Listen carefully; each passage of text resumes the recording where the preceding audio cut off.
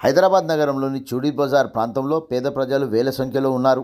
ఆ ప్రాంత వాసులు రోడ్ల మీదే శుభకార్యాలు జరుపుకున్న పరిస్థితులున్నాయి. 1980 దశకంలో గోషామాల్ శాసనసభ్యుడు శివప్రసాద్, అప్పటి హైదరాబాద్ మహిళా మేయర్ సరోజిని పుల్లారెడ్డి చేతుల మీదుగా చిన్నపాటి కమ్యూనిటీ హాల్ నిర్మాణం జరిగి మెయింటెనెన్స్ లేకపోవడంతో శిథిలావస్థలోకి వెళ్ళిపోవడం, ఆ తర్వాత శిథిలావస్థలో ఉన్న స్థలాన్ని పునర్నిర్మాణానికై తెలంగాణ రాష్ట్ర మాజీ హోంశాఖ మంత్రులు నాయన్ నరసింహారెడ్డి దృష్టికి మాదిగ బంధుమిత్ర సంఘం కమిటీ సభ్యులు తీసుకుపోగా ఆయన బడ్జెట్ కేటాయించడంతో పనులు మొదలై 8 సంవత్సరాలు జరుగుతున్నా ఇంకా మిగతా పనులు జరుగుతున్నాయి.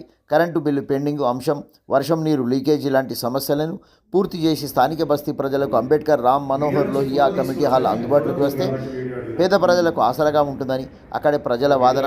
విద్యార్థులకు ఎస్సీ రైటింగ్ మరియు జాతీయ నాయకుల వర్ధంతులు, జయంతి కార్యక్రమాలు మరియు స్థానిక శుభకార్యాలు రోడ్ల మీద జరుపుకుంటున్న విషయాలను బల్దియా గోల్కొండ జోన్ సూపరింటెండింగ్ ఇంజనీర్ శ్రీనివాసరెడ్డిని కలిసి మాదిగ బంధుమిత్ర సంఘం ప్రధాన కార్యదర్శి సుమన్ కుమార్ ఆధ్వర్యంలో సభ్యులు ఆయనకు వివరించగా సానుకూలంగా స్పందించి నిర్మాణంలో ఉన్న చూడీ బజార్ కమ్యూనిటీ హాల్ పర్యవేక్షణకు అధికారులతో వస్తున్నానని, పనులు చేయిస్తామని తెలిపారు.